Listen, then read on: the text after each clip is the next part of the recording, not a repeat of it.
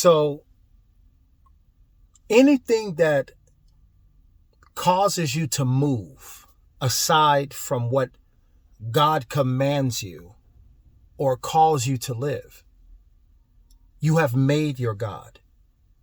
And I mean it in a sense of, say, people who offend you, people who do evil to you.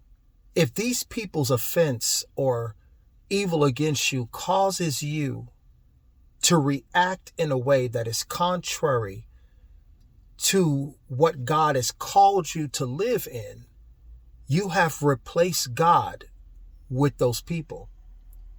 You have made those people who offended you God, because they were able to move you from the thing that the Lord himself has called you to live. And when people offend you, it's not them that offend you who are the problem. It's you.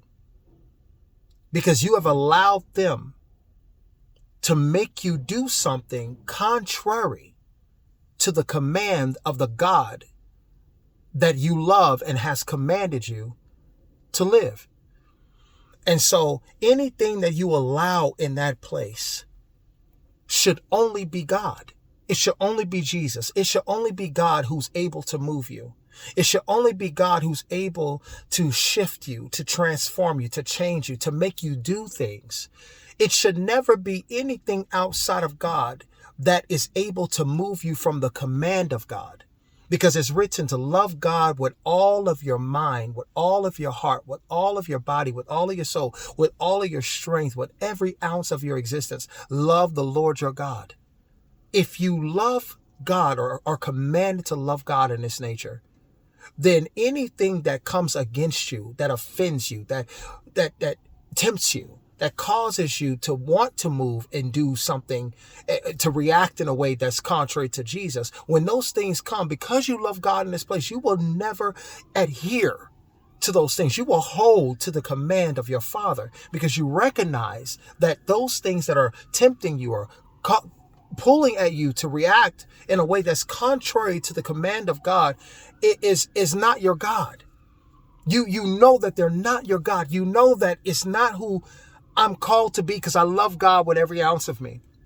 So if you find yourself being offended, you find yourself being vengeful, you find yourself doing back to the people who did evil to you, then I want you to recognize that you've made those people God in your life, because you're adhering or living by their command or moving by their command, or whatever they've done to you. You're allowing that to make you do something contrary to what God is commanding you to be. And when you recognize that, I want you to curse it. I want you to renounce it and say, Father, I come out of agreement with anything that I've allowed to be God in my life. I take the faith, I take the power, I take the whatever, the strength that I've given this thing to be God in my life out of it, and I place it in you.